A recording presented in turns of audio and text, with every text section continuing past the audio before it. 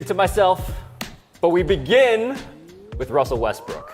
Dominique, in a case of life imitating art, Westbrook was hosting a comedy show in Oklahoma. That is true. When he was traded to Houston for Chris Paul, James Harden, Westbrook's old teammate in OKC, reportedly wanted all of this to happen.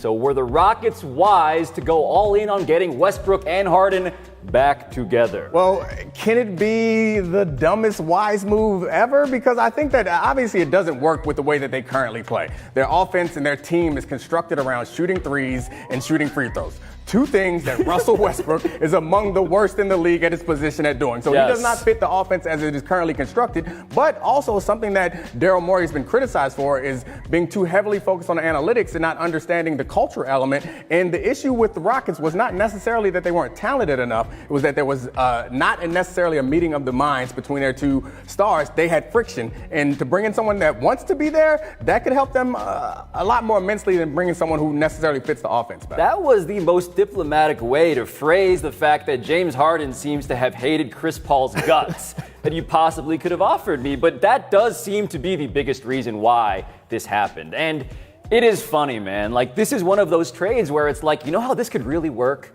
If the guy we're getting totally becomes a different person. And that is a hard ask, right? Because Russell Westbrook should be shooting no threes. Instead, he shot about 6 per game at a rate that was in the 20s, right? He should be getting to the line more, but he is making those shots at a 60-something% rate, which is terrible. And so what do? You hope that Russell Westbrook is an upgrade over the guy you had last. But what makes this even more of a scary situation is when you have two puzzle pieces that don't fit perfectly together, the guy who's supposed to make them fit is the coach. And right now, Mike D'Antoni is on thin ice. He's not even secure in his own job. He has so many other things to worry about. How is he going to be able to make this work? This does not bode well for them going forward. No, this is a problem for Mike D'Antoni. This is a problem for Daryl Morey himself, because Daryl Morey, man, he is the analytics guy, right? He is Mr. Sloan Sports Conference. Russell Westbrook is not his type of player. And all year I've been looking at Daryl in these videos we do on the show, and I'm like, it seems a little hostagey, right? I see that he has a new owner, Tillman Fertitta, who is hard driving and wants results. And so Daryl Morey is one of those guys who's like, yes, the past is a mystery. The past is history. The future is a mystery. Today is a gift. That's why they call it the present. He is all in on that dumb quote, and he is a present-oriented guy more than he's ever been. I know you are all in on Daryl Morey, and you see him as a hostage, but he doesn't seem to me like a guy who doesn't have options. He can go somewhere else. He's not being held hostage. What my problem with Daryl Morey, or at least the perception of Daryl Morey, is he is Mr. Sloan Analytics Conference, and we point to him going and getting Harden as him understanding the game better than everybody else. But all of his other, or most of his other moves seem to just be like how my kids react when they're in a toy store. They want whatever is available. Whenever there's a free agent available, and this is the worst possible example of that. Like you mentioned, Russell Westbrook is the antithesis of anything that Daryl Morey would want in a basketball player. But he's available, so I want him. Well, that's the scarcity of talent in the league, because the weird thing about being Mr. Analytics, right, is that all of those analytics really point you to the same thing any caveman could tell you. Right. You need the best possible players, and Russell Westbrook, the question they have is he better than Chris Paul? I would say personally, in a vacuum, no. I would rather have Chris Paul, unless the other person who wants me to be a different person is James Harden because he hated Chris Paul. On the other end of this trade, we have the Thunder. Not only did they get veteran point guard Chris Paul on a shorter contract than Westbrook, but they have acquired 2 more first-round picks and 2 more pick swaps. Pablo, where does this leave the Thunder? It leaves them in as good a place as they could possibly be given the constraints on a small market team who just had to trade their top 2 players. You tell any small market GM, guess what? Your 2 best players just requested trades. What do? They panic and cry, and we get to all these conversations about how things need to be different. But Sam Presti did the impossible, man. He gave Paul George what he wanted, he gave Russell Westbrook what he wanted, and he gave the fans of Oklahoma City a future. They have picks, man, into 2026. They have more picks than anybody could have ever imagined. And those picks are good because they've been good at making those picks. They've made many selections that have seemed to pan out quite well, and you could possibly package those to get another star if need be. But you brought up the name that I care about is Sam Presti, because it seems like he and a few other general managers have matured and have evolved in this modern ecosystem. And rather than complaining and these craftsmen blaming their tools and everyone saying these players have too much power, he recognizes that the players have power, and he's making decisions that put him in a position to get players going forward. So you talked about how he sent Paul George where he wanted to go. Yep. He also sent Westbrok where he wanted to go, and apparently had a better offer. Could have gotten more assets from Miami, but Westbrok wanted to go to Houston, so he sent him there. And you could argue that he's not doing what's best for the franchise, but I think he's absolutely doing what's best for the franchise, because how else, or what better way can you attract a superstar when he's a free agent than go to him and say, look, you can sign a 3-year deal, you can sign a 4-year deal. Whenever you want to go, I'm going to get you out of here to where you want to go. That's what gets guys in there, and that's how you sell players. He did seem to take care of those guys, and that is the number one thing all of these teams want to do, by the way. Daryl Morey wants to take care of James Harden because James Harden kind of has all the power now in Houston because that owner wants to empower him too. Sam Presti, what he needed to do, man, was figure out how do I make lemonade out of all of these lemons. And so he has a war chest. He really does. And so does he want to go and make this team a contender in the present, right? Because he has Shai Gilgeous-Alexander, the young cornerstone point guard of the future. But now he has a guy who I just said is better than Russell Westbrook in 2019. So do you see him pivoting? Does that make sense? Or would you just play the future long game? I think that you potentially pivot. You could try to play the future long game. Welcome back, you guys. And the Lakers waited about 7 days to see if they could get Kawhi Leonard, and they did not. So they filled out the roster with a bunch of players. As soon as Kawhi signed with the Clippers, the Lakers had like 3 deals done within the hour. I'm going to put a letter grade on all of these signings, so let me know if I'm on point or off base. To clear any confusion on take care of your players, you can point to the fact that Kawhi. Welcome to The Jump. I'm Ramona Shelburne, sitting in for Rachel Nichols, and I'm here with our NBA writers, Dave McMenamin and Nick Friedel. You know, we're gonna have our own like Federer Nadal thing. We're gonna make this as good as that match. If you are not New York City, which we can argue doesn't do Oh, well, here we you're not go. LA. Here we go. We'll make it a classic. And have a long career. We'll make it a classic. Well, coming up, we're going to discuss which duo is the best duo in the league right now. There are so many good options to choose from, but first, how awful the there was another giant trade in the NBA on Thursday. This time, the Oklahoma City Thunder trading Russell Westbrook to Houston for Chris Paul and future first-round picks in 2024 and 2026, and pick swaps in 21 and 25. So you could have comes on the heel. Chris Paul and Russell Westbrook, by some lights, had 2 of the 3 worst contracts in the league, but they both got moved for stuff. Nobody knew. You a 5-year-old kid. You don't have to worry about no Bianca. Yes, I do. She my girl. She my girl, bro. And that's on First life. of all, no, That's on life, man. James, first That's on life. That's on life, man. That is on life. Man, I'm serious. Got my attention. don't call me your bro. Second of all, That's my girl on life, mama. James, look, because now you. Oh, This kid is a star. This kid has like over 600,000 Instagram followers and a booking email. I'd have him here. Next time you're out. But speaking of precocious youths, we have to talk about this ticking time bomb story on ESPN.com. Dominique, our colleague Baxter Holmes, has a big piece about the modern NBA's injury problem. And the title is a quote from the Lakers' strength and conditioning coach. These kids are ticking time bombs.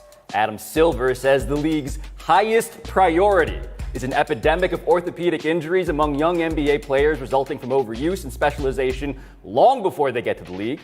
So what do you make of this apparently toxic pipeline of basketball? I mean, it seems like verification of something that we all kind of already knew. While we do believe, and it is true, the more you practice, the better you get, there is a finite amount of landing that you have on your joints and ligaments. Those things don't regenerate. Your hips and ankles and all those things can't come back. And the more that you do it, the analogy of car analogy was used often throughout this. And the idea in a car is like you get a great, powerful engine, but you can always take off the shocks or take off the tires and put fresh ones on. You can't for these kids, and it's wearing them out. Yeah, this is a big problem because the business of sports the business of basketball, but also sports more broadly too, right? It's such big business that we now have an army of aspiring pro athletes that are trying to get as good as they can, as young as they can, because everybody believed in some form or another in the Tiger Woods model of sports, right? You need to be a prodigy, you need to be a specialist, you need to put the work in like a professional would, even if you're a little kid. That 10,000 hours thing. And what we're getting in this piece and in this book, Range, by my friend David Epstein, who has written a whole compendium about the research and data into this, it's that you're causing more health problems, orthopedically and otherwise.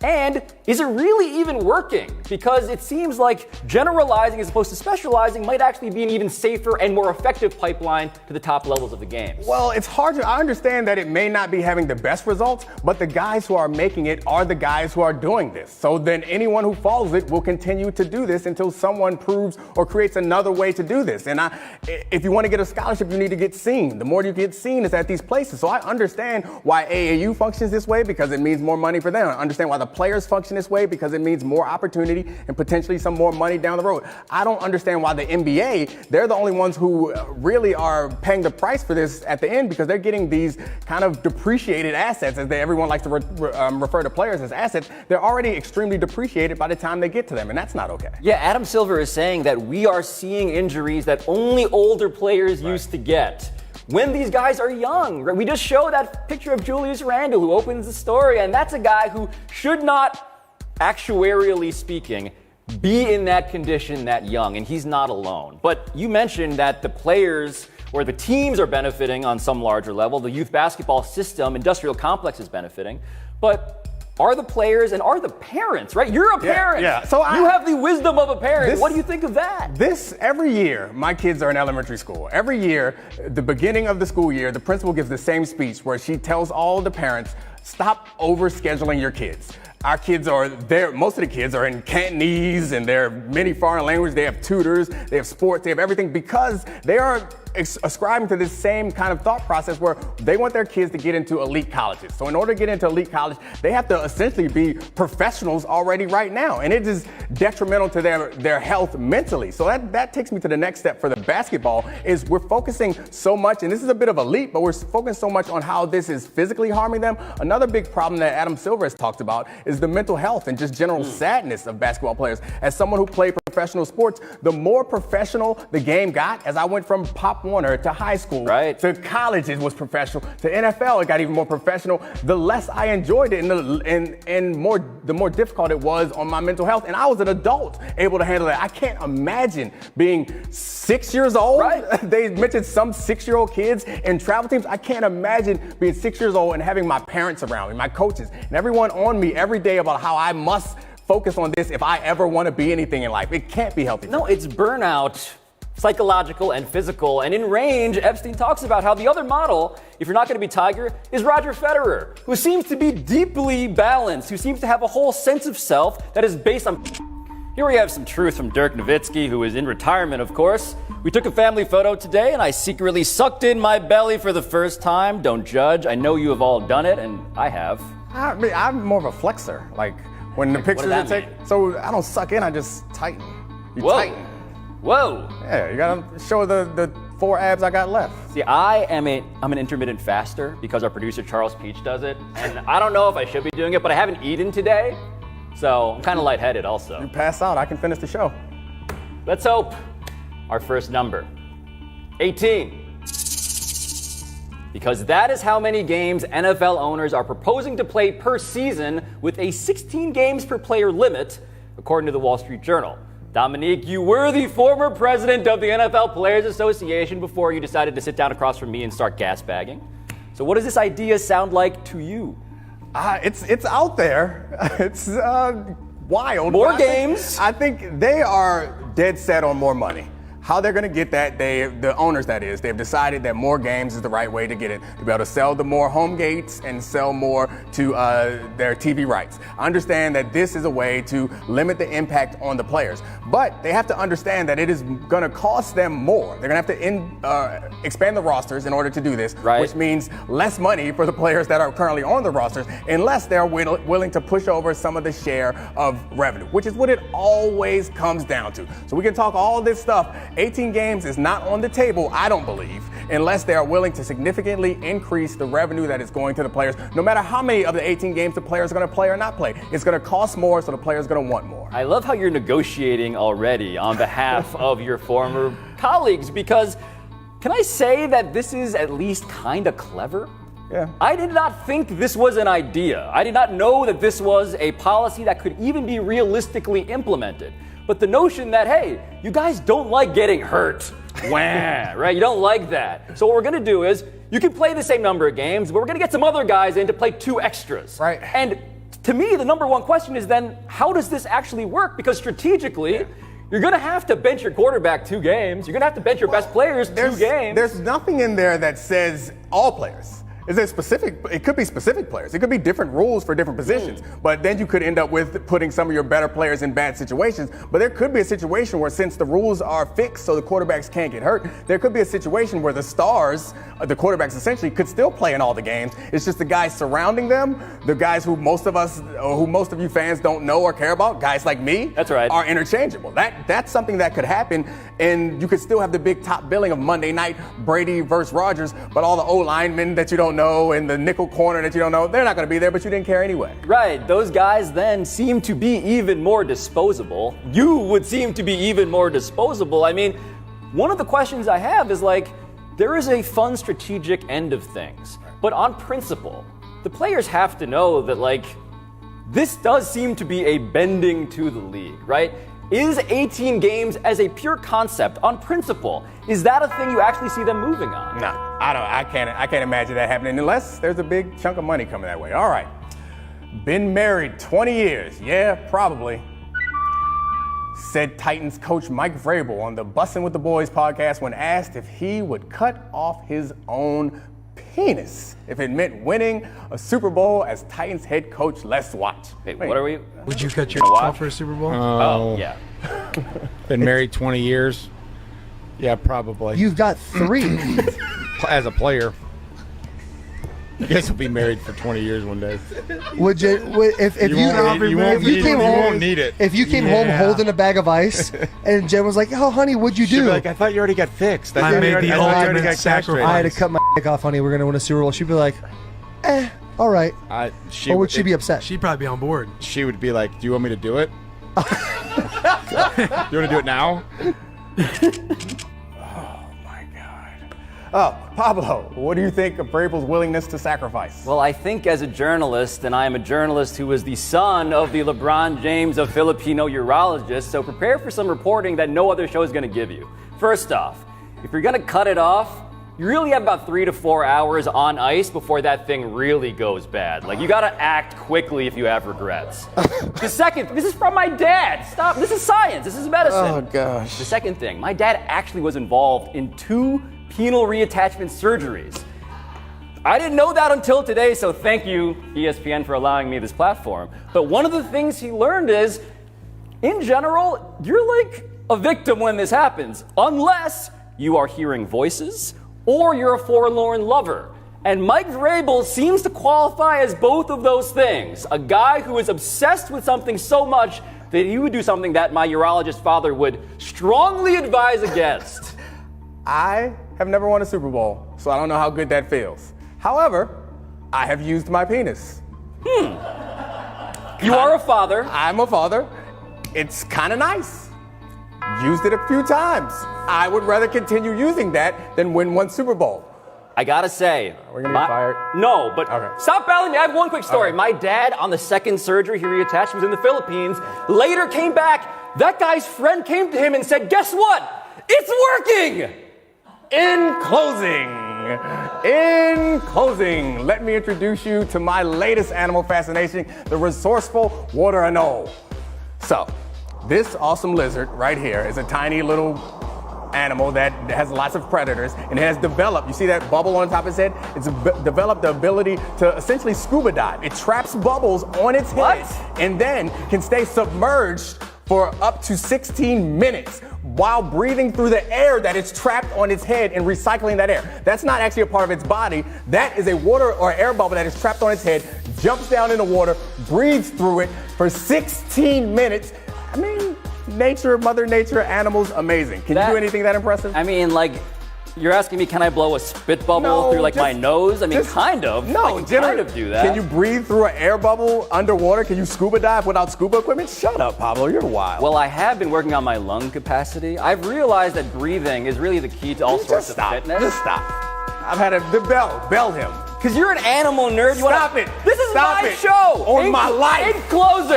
In closing, guys, I have important news. I played a pro athlete in one-on-one the other day. Oh, God. And he's not as good an athlete as you might expect. Oh, God. Oh, who's that? Oh. Look at that explosion. Oh, my God. That's so good. Buckets. That wasn't oh, God. Hey, Dominique. This is some creative editing. Yes, sir. You know what my life is? What is it? It's ball. Get the ball is life. Give me that ball. I can't. We can go play again right now. I promise you, I will destroy you. For real though, I thought we could watch that gooseneck. You can't beat me in anything that requires physical athleticism or toughness, mental toughness, speed, quickness, strength. I will destroy you on everything on life. I promise you.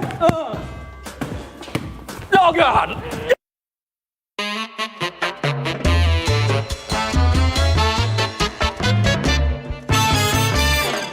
Thanks for joining us for the conclusion of another highly questionable week.